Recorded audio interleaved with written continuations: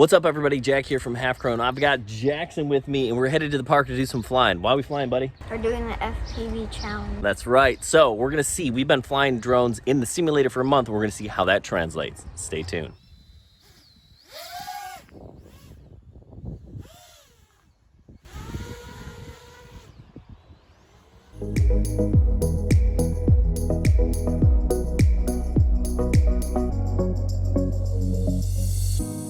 So recently, I challenged myself to fly FPV in the simulator 10 to 15 minutes a day, and I also challenged Chris, and my son Jackson here decided to join me. So the question is, can you really learn how to fly using just a simulator in 30 days? Now, Jackson's flown some drones before, but never in acro, and that's kind of the deal here. So what we did is we connected our Radiomaster remote to the computer, and we used liftoff as the simulator. Now, it has a great beginner mode, which Jackson started in. Now, I've flown acro before, but I want to become a more confident pilot. All right, so let's take a look at some of the footage before the 30 days, and then we'll take a look at some of the footage afterwards. You can kind of see some of the progressions. Okay, so we're going to start by taking a look at Jackson flying here. Now we're doing kind of this beginner mode where it's just a couple of gates, and you can see it's very difficult for him to, to kind of hit the gate without without hitting the ground. He was just trying to stay low here. And I do really like that Liftoff kind of has this beginner mode. They'll kind of walk you through getting going, just kind of ramp up some of the skills as you go. Really kind of nice. Now let's take a look at me in the simulator here. Again, I've flown acro before, and I find freestyle, fun, but hitting gates was really pretty difficult. This is actually from one of the live streams, but you can just kind of see turning. And kind of, being precise in where I wanted to go was just something that I really struggled to do. And I really like flying in the simulator and flying in race mode. Now, I have no ambitions of being a racer, but you just have to be more precise to hit gates. So I think that's a great place to start.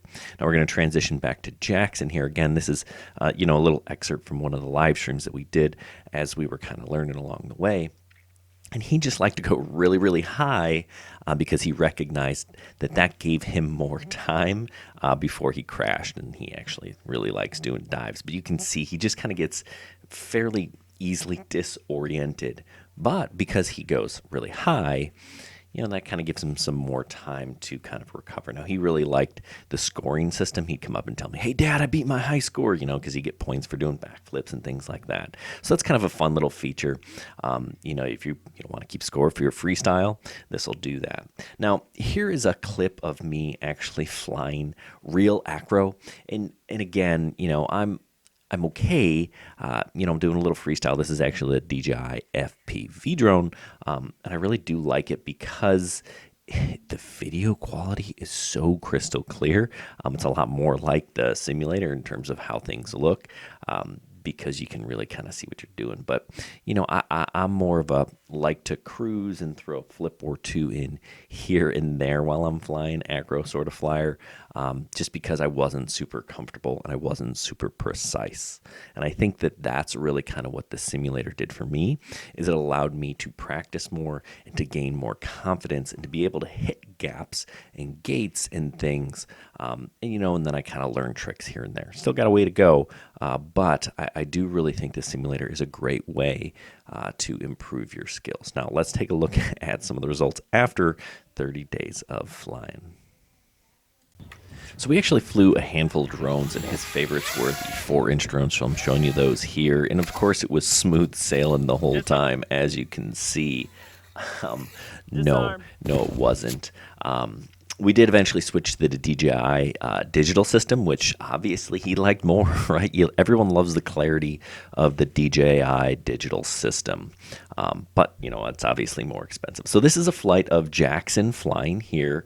It's a 4-inch long-range drone, so it's not built for acro, but he kind of liked it, and I like this as a good starter spot, right? The drone isn't super loud, it isn't super powerful. It actually has a built-in GPS that you can kind of use as like a fail-safe.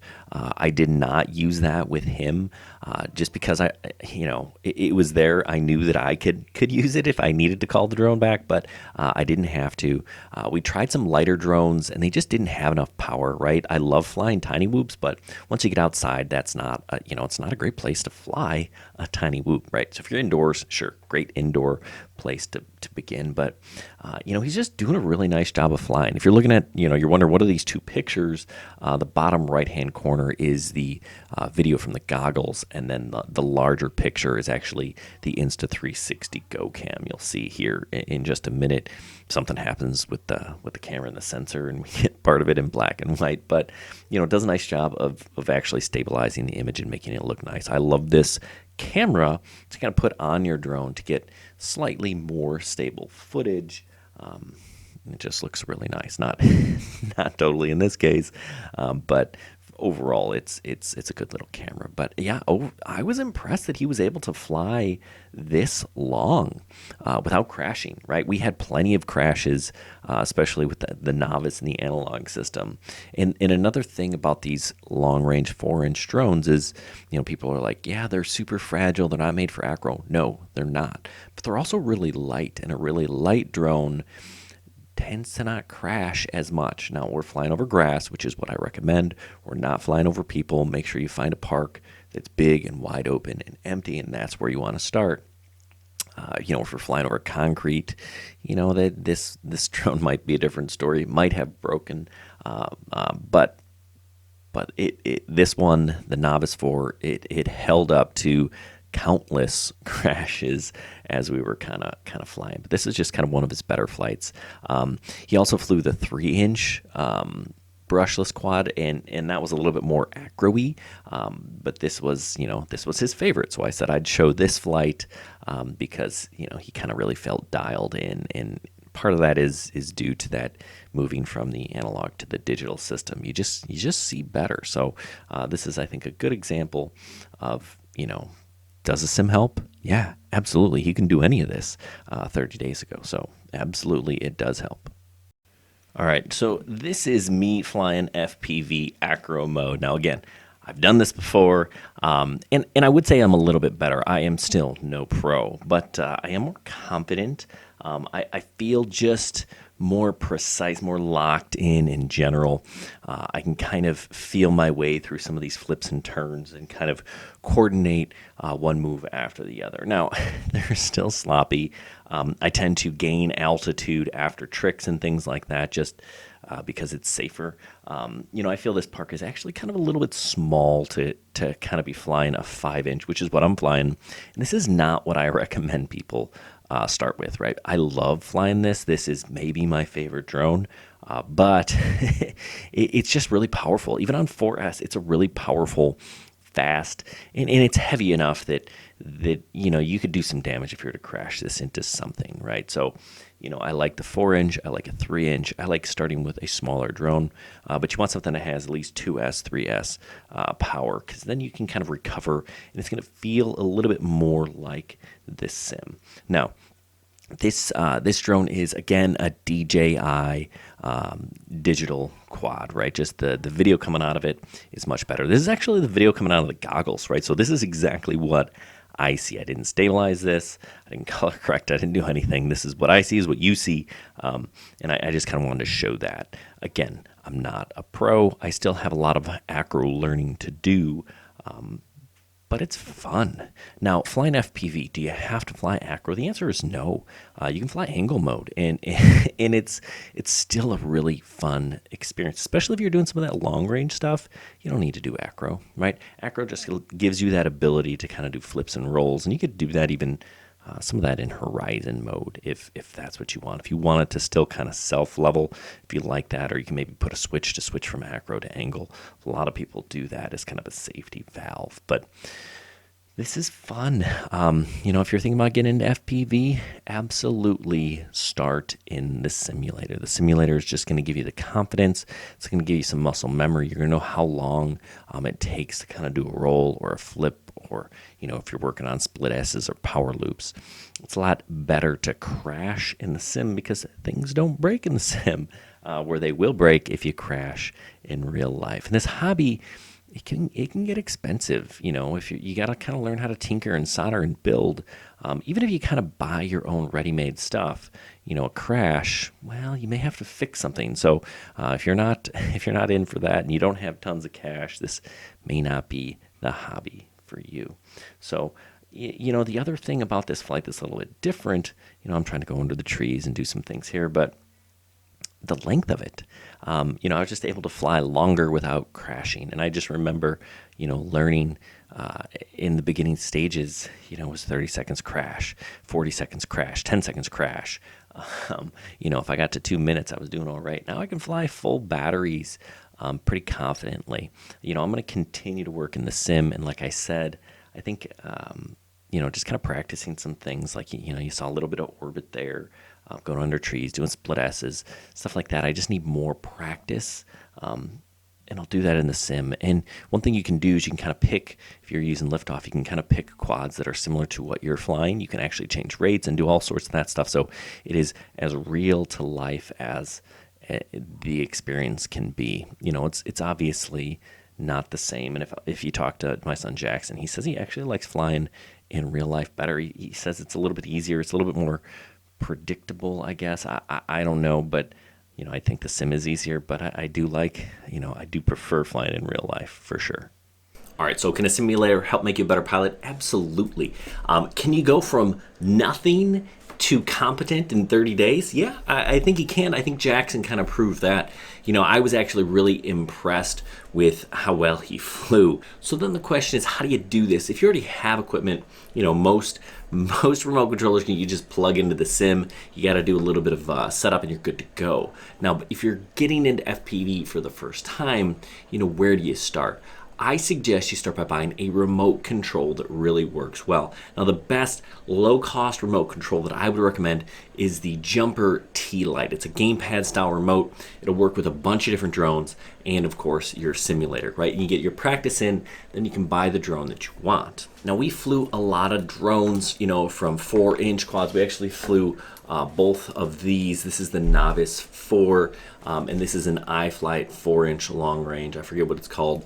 But the thing about the Novice 4 that's nice, it's an all-in-one package. So if you know you're going to go analog, this is a great place to start because you get the drone, you get the goggle, you get a decent remote, and it of course will work with your simulator. Now it's not cheap, it's like $450 or so, and you're gonna get an analog setup. One thing I noticed, now this is basically the same drone, the difference is it's DJI digital, and Jackson did much better with it, the digital system, just because the clarity is so much better. So what do you think about flying FPV? They're really fun. Do you like the digital goggles? Yes. What's the difference between these goggles and the last goggles you used? It's a lot bigger, it feels like, and there's no static stuff. I agree. I love flying digital. The problem is it's going to cost you more. So this drone, $200. The goggles are going to be $500. The remote. You can fly with pretty much any remote, or you can get a DJI remote, which again is going to be a couple $100. So the investment into digital is going to be a whole lot more, especially if you go DJI digital. Now there is a Fat Shark digital system. It's not quite as nice. I have not tested it yet, but that is another option. So if you do go analog, you can actually upgrade to that.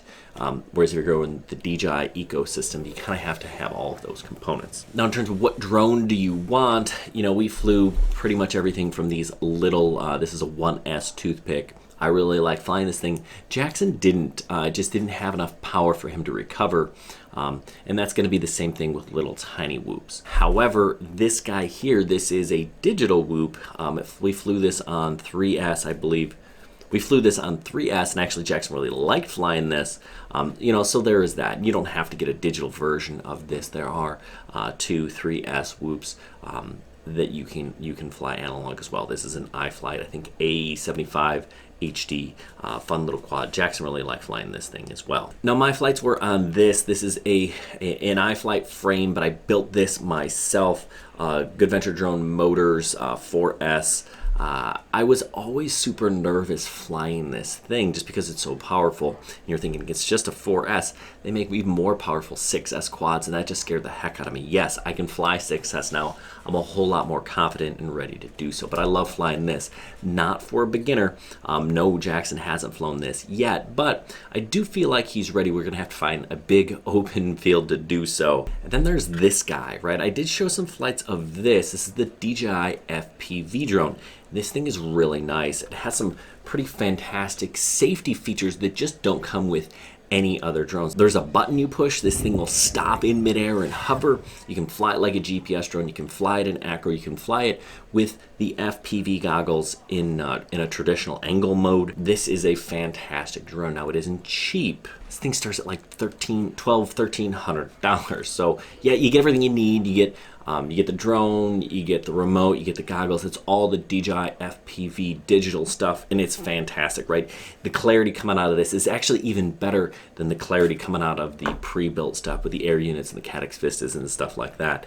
This is fantastic. Now, it doesn't have the maneuverability that a traditional 5-inch quad does, but again, it has so many really cool safety features. They didn't even tell you if there's other airplanes in the air. ADS-B, super cool. Lots going on. 4K camera on a gimbal. You know, it is really nice.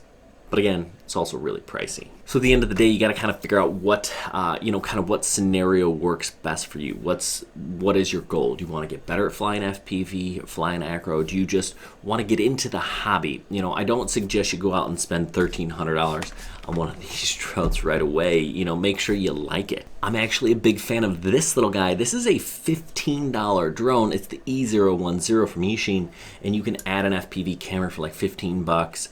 You can upgrade your remote controller. You can upgrade the frame. There's a lot of things you can do with this drone to make sure you kind of like flying first, and then you can kind of start spending money. This is not a cheap hobby, but it is a fun hobby. So anyway, I hope this was helpful. Yes, flying in a sim 10 minutes a day for a month is going to make you a better pilot. It made me a better pilot. It made my son a better pilot. Chris didn't quite get to it every single day, but he is a little bit more confident. And actually, the gadget inspector, he was on one of our live streams. He kind of joined us for this challenge, so I'm gonna have to check in with him and see how his progress was. But anyway, I hope this was helpful. If you're looking for any of these drones, links down below. If you're looking for Lift Off the Simulator, I have a link down below. Some of these are affiliate links, some of them aren't. But either way, click on those links, help support this channel. And make sure you check us out on halfchrome.com, where we have more information. If you want a free drone, we give one away once a month to a lucky Patreon subscriber. Details down below in the video description. If you like this video, give us a thumbs up. If not, thumb this thing down. Tell us what we did wrong in the comments, and we'll do better next time. Good luck, everyone, and happy flying.